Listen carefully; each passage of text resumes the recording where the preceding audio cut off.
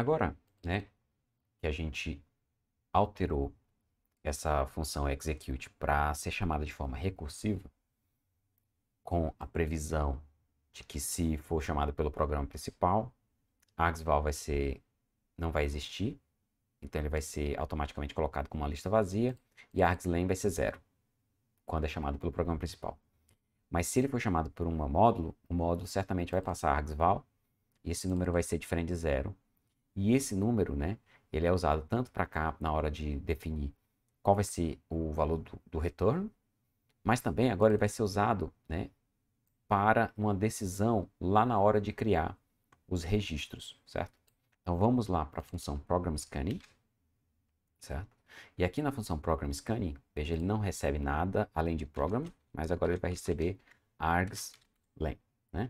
E o que que eu, na verdade, argslen não, eu preciso passar argsval, certo? Aqui eu deveria passar argsval, tá? Não somente o len. Porque o len, ele só identificaria se existe ou não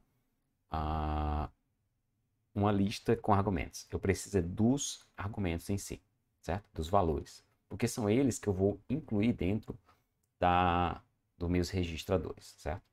Então, para fazer isso, né, o que a gente fazia? Quando eu estou criando registradores, eu identifico se a linha é uma linha de registradores, R, está aqui. E aí o que eu faço? Eu chamo essa função register value somente com o número da item, o item, né, que é basicamente a linha completa aqui, né? Tem informações da linha e de outras coisas, mas basicamente é a linha, né? E os registros, tá? Por quê? Porque eu preciso ir identificando quais são os registros que já existem, né? E colocando os valores que foram encontrados, né? Por exemplo, se eu tivesse 5 registradores aqui, ele vai colocando um por um, então eu preciso ir atualizando essa variável aqui. Só que agora existe a opção de não olhar mais para o número que está aqui, como eu falei. No caso de um módulo, isso vai ser vazio, certo? Então, nesse caso, eu não posso pegar e fazer simplesmente esse register value aqui para caso de módulos, certo? Eu preciso de outra tática. E a tática que a gente vai usar é primeiro quebrar isso em duas partes. Vou pegar isso aqui e vou criar uma variável val, né, que são os valores de registros, né? Então, cada vez que ele fizer essa, lembrar aqui, ó, se eu voltar para essa função, o que essa função retorna? Ela retorna o valor do registro depois de passar por várias checks, né? Várias verificações. Então, tá aqui, val, e aí eu posso passar val para cá para dentro. Okay? Só que val vai ser passado para cá dessa forma na seguinte condição: se não existir nada sendo passado para cá, tá? Se isso aqui for uma lista vazia, tá? Porque como é que essa lista vai ser vazia? Basta você olhar para cá no nosso execute, né? Deixa eu ver se está certo. Né? O argsval vem daqui. Se eu estou chamando por um módulo, isso aqui não é uma lista vazia. Então, quando ele chegar aqui, eu vou verificar se essa lista é vazia ou não. Como é que eu verifico se uma lista é vazia? Eu falo se, né, argsval, né, eu estou verificando se a lista é vazia. Se ela não for vazia, ele entra aqui. E o que eu quero que ele faça nessa condição? Eu quero que, como eu já tenho a lista de valores dentro dessa argsval, eu só preciso fazer val igual a argsval.pop. Ele vai pegar, né, o pop 0, né? Ele vai pegar o primeiro item dessa lista, guardar em val e tirar da lista. Né? Então, toda vez que ele for, por isso que a gente precisa definir os registradores de forma sequencial partindo de 1. Porque eu estou garantindo que essa função pop vai funcionar de forma correta. Ok? Então, quando eu definir os meus registradores aqui em ordem, né? A ordem que eu colocar aqui, independente dos números que estejam aqui, eu vou passar só os valores. E esses valores vão ter que ser passados para dentro do módulo de forma sequencial, partindo do 1. Tá? Então, isso aqui é importante a gente definir as coisas de forma correta. Então, val vai ser dessa forma, se, né, essa variável argsval existir, se essa lista, né, for diferente de uma lista vazia. Caso contrário, é que eu vou obter o val através, né, da leitura do programa mesmo, em si, né, dos valores que estão aqui, ok? Então, quando eu executar o programa para esse cara aqui, o que ele vai fazer? Quando ele estiver executando esse programa aqui, que é o programa principal, ele vai usar register value para encontrar o 23 e o 19.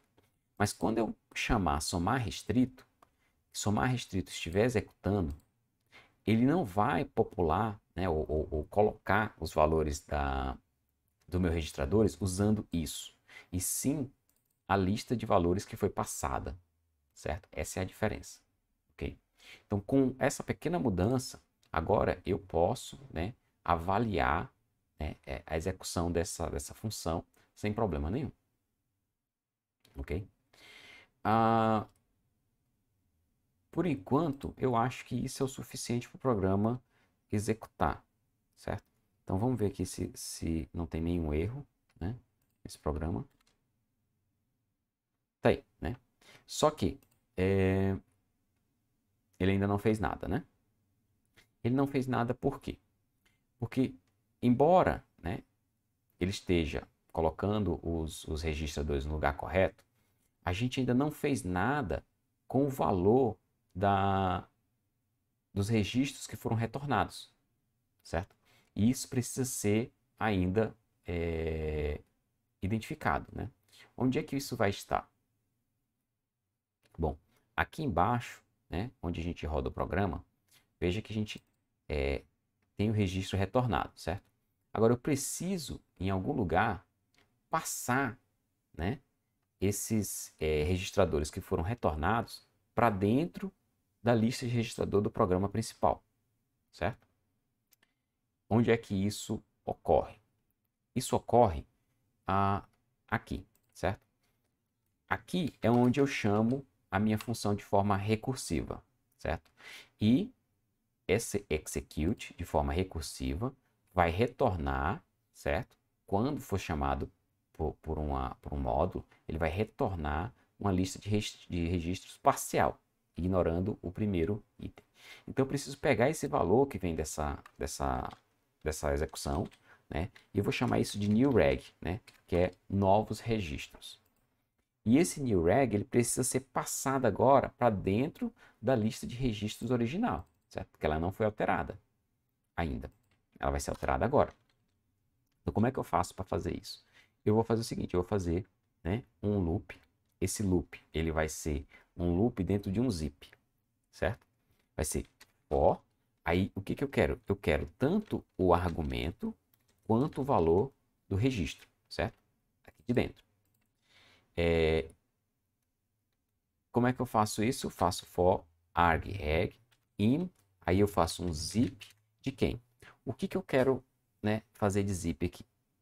Eu quero os args, né, que são exatamente os argumentos, né, aqui, ó, 1 e 2, certo? Então, args. E eu quero que os valores desses registros que foram passados de volta, né? New reg. Então, o que ele vai fazer agora? Ele vai parear, tendo esses pares, né, que é o número do registro e o valor calculado, que está aqui dentro do reg, eu quero passar para dentro dos registros desse programa que chamou o módulo. Então, o que eu faço? Eu digo que registers, né, de quem? Da parte, né, de inteiro de arg, lembrar que sempre tem que transformar o arg em inteiro, vai ser igual ao próprio reg, ok? Ou seja, eu estou atualizando os registros do programa que chamou o módulo com os valores retornados pela execução do módulo. Basicamente é isso, certo? Então, se eu rodar o programa agora, né, é de esperar que isso aconteça, tá?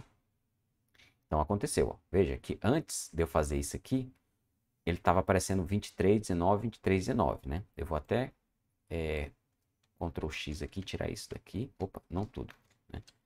Essa parte aqui é a parte onde ele faz, né, essa inclusão dos novos registros. Se eu rodar ele dessa forma, veja só, o programa não faz nada, 2319 e ele continua 2319. Agora, quando eu substituo, né? Quando eu incluo esse loop for de atualização dos registros e rodo o programa novamente, veja, agora sim, né? Ele retornou com o valor da soma. Ou seja, de fato, esse módulo foi chamado, executou de forma correta, fez a soma, retornou os valores e colocou na minha lista de registradores do programa original. Por isso que agora o resultado deu correto, ok?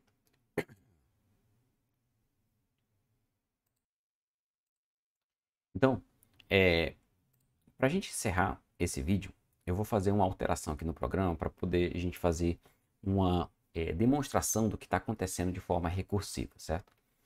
Se vocês não lembram, eu vou relembrar vocês aqui de uma coisa. Aqui, onde a gente faz a análise, né, a análise sintática, né, a primeira parte, né, da análise sintática do programa, aqui a gente cria, certo?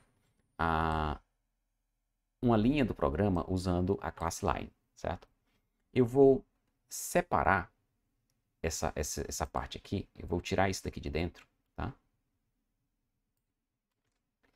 E vou chamar isso aqui de item, certo? Porque é o nome padrão para os que eu estou usando aqui para os objetos criados pela classe line. E vou colocar aqui. Por quê? Porque agora eu gostaria de imprimir, né, o conteúdo da linha que está sendo escaneado. Por que eu quero fazer isso? Porque o conteúdo dessa linha, ela tem exatamente o nome do programa, né, que está sendo executado.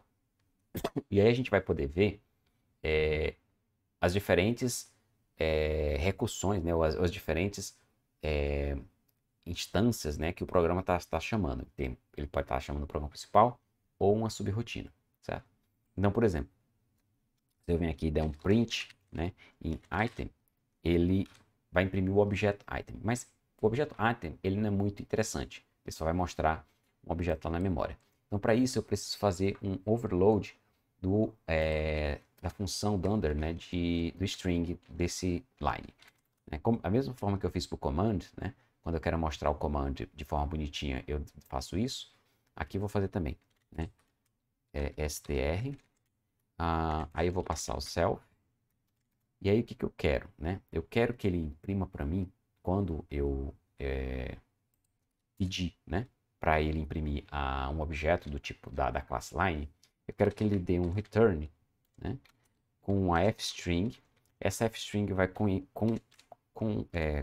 conter, né, o self pronto. Eu quero que ele mostre o program name, certo? E depois disso eu quero que ele mostre o número da linha, que é line number.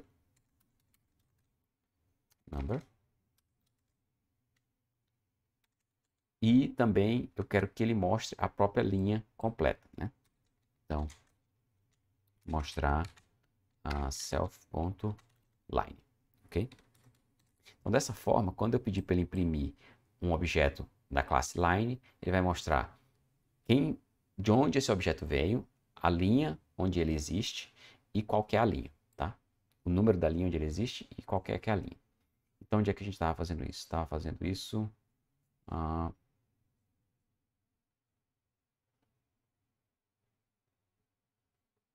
aqui, certo? Então, quando ele der um print item, ele vai fazer isso para a gente. Então, se eu rodar esse programa agora, para cada linha nessa etapa de gerar o programa, né, ele vai imprimir a linha que ele está observando, certo?